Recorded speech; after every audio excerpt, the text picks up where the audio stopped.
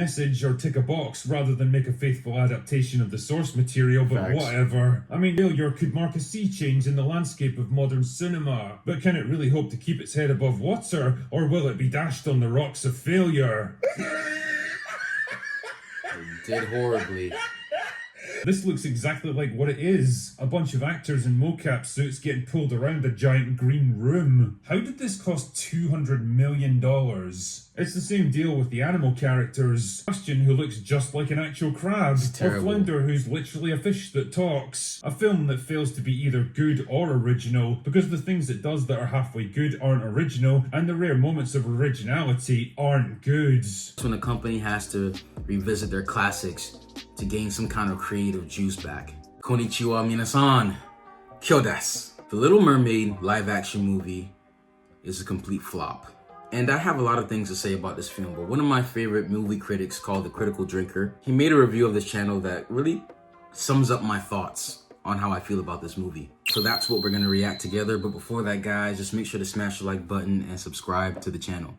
These days, it seems like there's no depths that Disney won't sink to in their relentless pursuit of profit over artistic merit, and truly, there's no better example of this creative abyss than their endless live-action remakes of their most popular animated movies. Superficially, they might resemble the friends and family you once trusted and cared for, and even emulate some of their mannerisms and behaviours, but behind the pleasing facade, there's something very different. The vital spark, the individuality, the very soul that made them who they were has been brutally erased, leaving behind an empty, emotionless husk of what they once were. Yes. Which brings me neatly along to The Little Mermaid, a film dogged by controversy and backlash, saddled with sky-high expectations, and of course, reimagined for modern audiences. It's a film that everyone seems to have an opinion about, and whose success or failure could mark a sea change in the landscape of modern cinema. But can it really hope to keep its head above water, or will it be dashed on the rocks of failure? It did horribly. Bad reviews.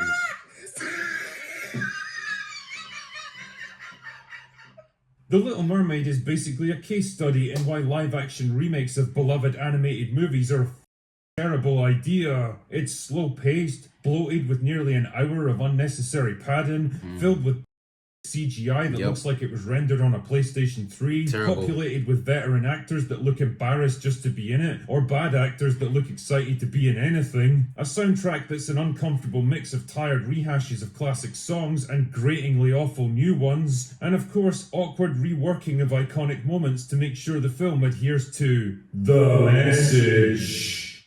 In short, The Little Mermaid is just another soulless, pointless Disney remake whose only real accomplishment will probably be an upsurge in support for the original animated movie. Anyway, give me a ship and 50 stout men, because we're sailing into dark waters with this one. Now, normally this is where I'd give you a detailed plot breakdown, but that would be kind of a waste of time in this case, because if you've seen the 1989 animated movie, then you've basically seen this one too. It's pretty much a beat-for-beat remake of it. Halle Bailey plays Ariel, the wayward teenage daughter of King Triton, who's fascinated by the world above the waves and longs to explore it. And when Eric, the young prince of an island kingdom, almost drowns in a shipwreck, she defies her father's warnings and saves his life. Her desire to be part of Eric's world eventually brings her to the sea witch Ursula, who offers to turn her into a human being in exchange for her voice.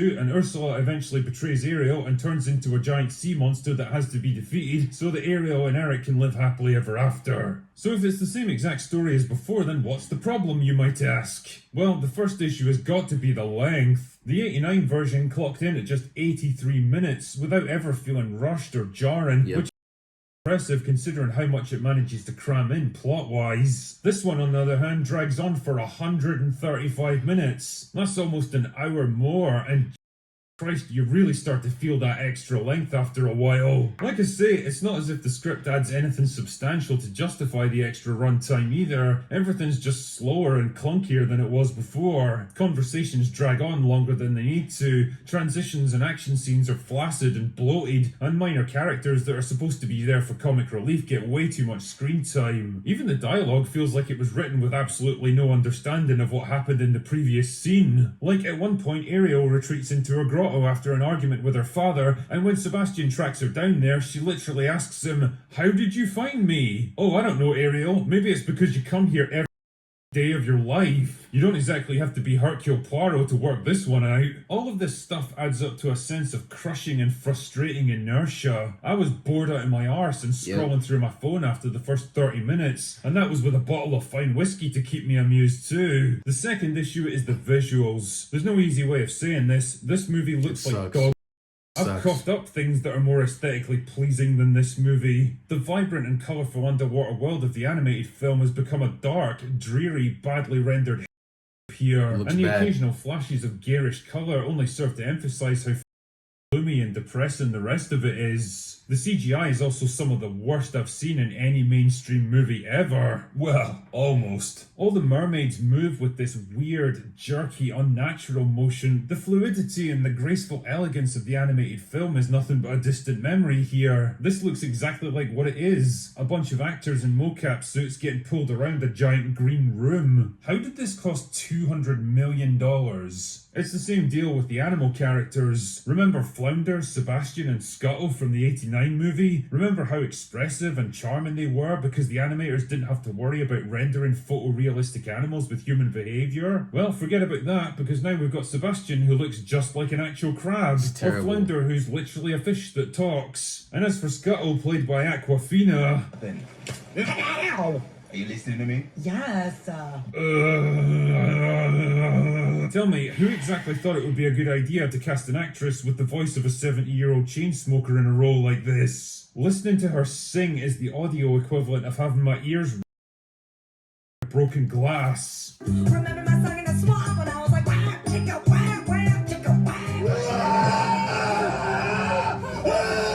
The third issue is the performances. Let's be honest, Halle Bailey was always going to be a controversial choice for Ariel, and I can't shake the feeling it was done to send a message or tick a box rather than make a faithful adaptation of the source material, but whatever. I mean, you can tell that she's a professional singer because she nails all the musical numbers flawlessly, but as for her acting skills, well, she seems happy to be there at least. Prince Eric fits neatly into the mold of soft, meek, placid, ineffectual, and easily dominated modern Disney leading men, carefully constructed so as not to offend or threaten anyone in a modern audience. He's written without an ounce of agency, charisma, or self-confidence, and portrayed exactly the same way by an actor with all the magnetism and can't have those pesky men getting ideas above their stations, eh? Also, I've got to say that the unspecified island kingdom he belongs to is the kind of place that could only possibly spring from the mind of a modern Hollywood writer. Like, the general landscape and climate seem to suggest a vaguely Caribbean location, but most of the people who actually live there are white. The clothing, culture, and general technology levels are roughly in line with 18th century Europe, but the Queen of the Island and Eric's mother is black, and the Prime Minister is Pakistani. What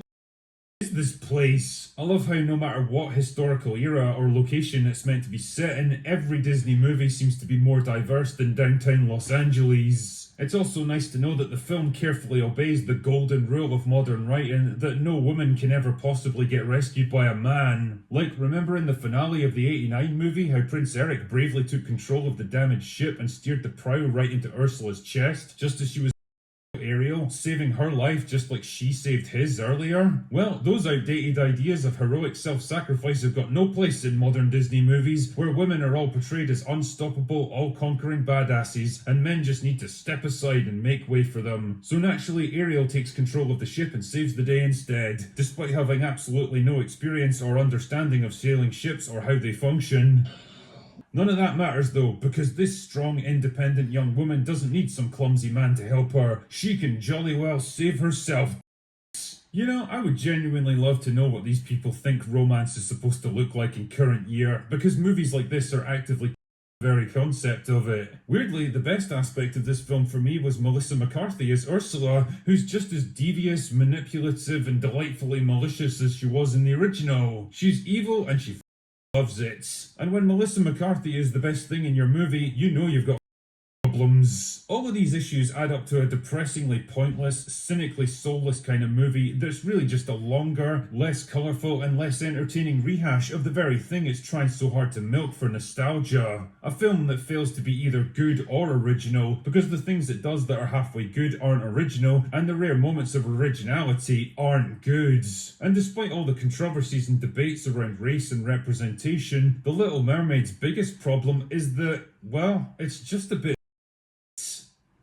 So, yeah, this movie is not good. The movie looks terrible, it's gloomy, it has horrible acting, and the CGI is terrible. And like I've mentioned in other videos in the past, or the Little Mermaid video we did a few months ago, today in woke Hollywood, it's all about diversity and inclusion. Teaching about LGBTQ, IA+, whatever, the alphabet community, and feminism. And like I mentioned in those videos, it seems like Disney is lacking creativity right now. Even their recent movies have been flops, and they're on this rat race to make live action versions of all their past films. I really do believe that is destroying Disney as a company. One thing I dislike is that a lot of Western media is promoting this movie like it's breaking box office records when it actually isn't. The cost of the movie was $200 million, and the film barely broke $200 million at the box office. So basically, all the money that it's made is only to pay off this crew and the actors and all the workers who worked on the film. And internationally, this movie is not doing well. And a huge reason why people are complaining that this movie isn't doing well overseas is because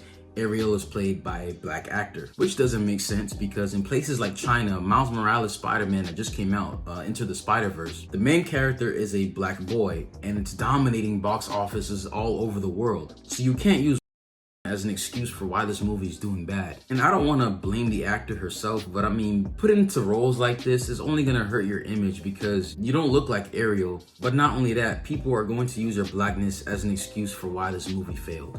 Ultimately, I'm losing hope in Disney, and it sucks when a company has to revisit their classics to gain some kind of creative juice back. But anyway, that's what I think. Let me know what you guys think in the comment section below. So if you guys enjoyed the video, please smash the like button, smash the subscribe button. Also hit that bell as well to get notified whenever we post a video. Honto, arigatou gozaimasu. Mina, kiyotsukete. Ja ne.